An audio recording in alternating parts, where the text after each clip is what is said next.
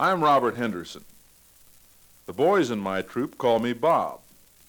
I'm an elder in the Reorganized Church of Jesus Christ of Latter-day Saints. If anyone had told me a few years ago that my ministry would include scouting, I wouldn't have believed them. I think you would be interested in knowing how this all started. It seems a long time since I answered that knock on our front door. I had planned a quiet, relaxing evening at home. But in walked our pastor, Paul Taylor, and I could tell that he came for more than a friendly visit. After greeting the family and exchanging a few pleasant remarks, he got right to the point. Bob, you know our scoutmaster is moving out of town. We've planned a special service of recognition for him and the troop next Sunday. I thought Brother Taylor might want me to assist in the service, but then I wasn't sure what he had in mind. It didn't take long for me to find out. Bob, I'd like you to be our new scoutmaster. This is an important ministry that is needed for our boys.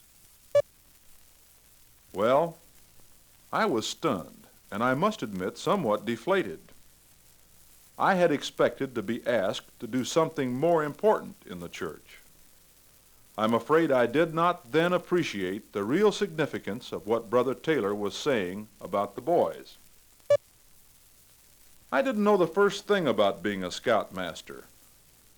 My boys were in the scout troop, and I had been a scout, but I felt my real ministry was to the whole congregation. Brother Taylor, however, pointed out some of the needs of the boys and suggested that I had the qualifications for this kind of ministry. I wasn't too certain about that, but as he left, I told him I would consider it and let him know Sunday. Well, in order to be fair to Brother Taylor, I gave it some thought, but I had no inclination to accept this assignment. My wife encouraged me to accept, but somehow it didn't appeal to me. I had no desire to spend my time with a gang of noisy boys. It didn't seem to me to be real ministry. Sunday came all too quickly. As I entered the church, I was determined to suggest to the pastor that there were several other men in the church who would make a better scoutmaster. In a few moments, we were involved in the service. As Brother Taylor stood to speak, once again I sensed the depth of his dedication.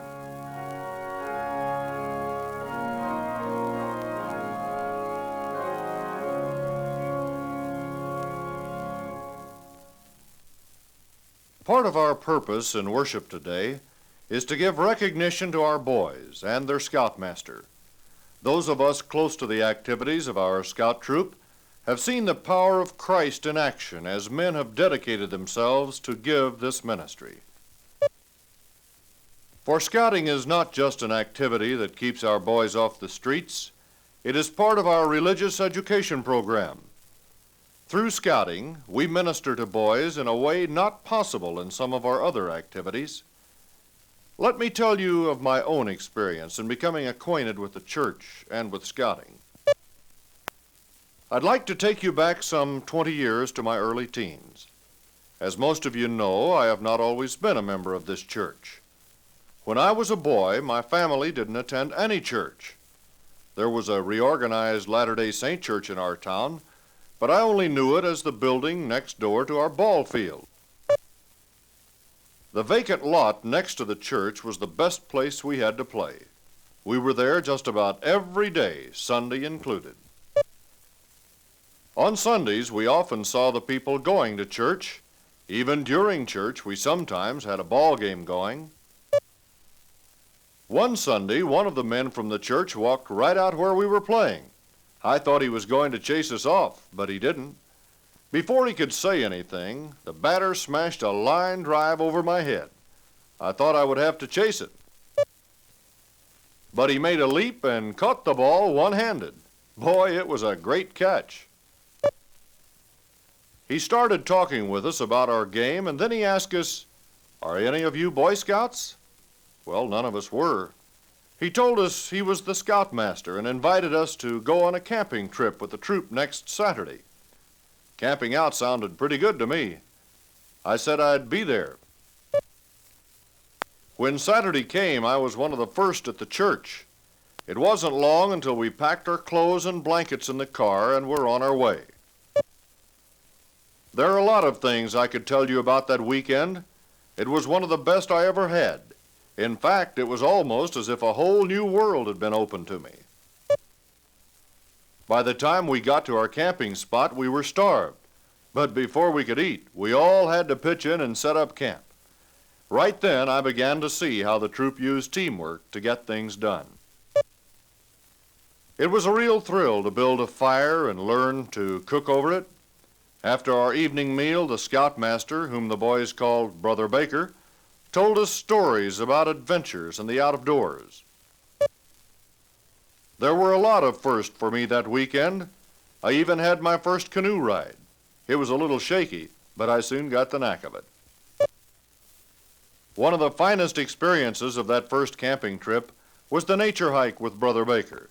For the first time, I began really to see God's world. Brother Baker explained the marvels of nature, how God has provided for all that lives, the birds, plants, and animals. I had a good time with the boys that weekend. Before the trip started, I wasn't sure I was going to like them. They weren't like the gang I hung around with. I wondered if they could really take it. Well, I soon found out I was wrong. I remember challenging one of the boys to an Indian wrestle. He surprised me.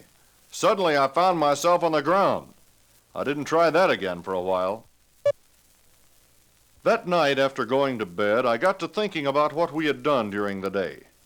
I remembered what Brother Baker had told us about how God takes care of his creatures. It was a new and wonderful thought. I looked up into the clear sky and began to wonder how much God is concerned about people, all people, even me. That camping trip made such an impression upon me that I decided I wanted to be a scout. I didn't know what else scouts did, but if this was part of it, I was ready to join. I hesitated about asking the scoutmaster if I could join the troop, but as it turned out, I didn't have to. He asked me. The next few months were some of the happiest I've ever known. I made good friends with the fellows in the troop. As a scout, I did many things that were new and exciting. We had hikes and other camping trips. I learned the Morse code, first aid, and advanced in the scouting ranks. What's more important, I began to wonder about my own life. Like the other boys in the troop, I came to depend on Brother Baker's counsel. A boy has a lot of questions. Probably the most important thing scouting did for me was to help me learn how to get along with others, to give and take. The fellows in the troop were soon my best friends. I had a good time doing things with them. And when they asked me to go to church, I went along. The older people in the church were as friendly as the boys. Soon I felt I really belonged, that these people cared for me. More important, that God cared for me and had a purpose in life for me. It wasn't long before I was a regular attender at church school. The things that I had learned in class, the friendship of the saints, the knowledge that God does care for all people, began to make a difference in my life. I felt the drawing power of Christ urging me to take my place in his church. Before many months, I decided I wanted to be a member of the church. Brother Baker and the pastor visited several times in our home. My parents expressed interest and were pleased to have me unite with the church. I was baptized by the pastor. Most of the boys in the scout troop were there. That experience was the beginning of a new life for me. It has been a marvel to me the way my life has changed. If the church had not had a scout troop, I probably would not be a member today. I realize now that God was working through the people of the church to draw me into his fellowship. My concern now is that our congregation be just as interested in helping boys grow toward Christian manhood as those people were about me. If we have this concern and provide consecrated leadership, our boys will receive that balance of ministry they need to successfully meet their everyday problems and challenges.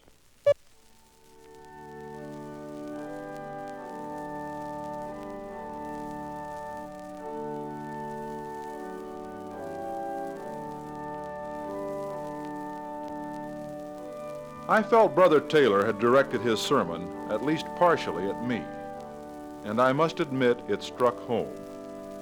My ideas about ministry were undergoing some rapid changes. I glanced across the aisle and saw Dave Curtis, one of the scouts. Dave, like many of the other boys, was loaded with energy and unanswered questions. That energy needed to be harnessed and directed. He needed to be challenged and given an opportunity to use his intelligence. As I had these thoughts, I began to see that perhaps I could fulfill my calling as a minister by working with the Scouts. At the close of the service, I met Brother Taylor at the door.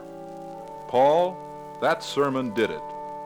If you think we can find a Scout uniform my size, I'll take the job."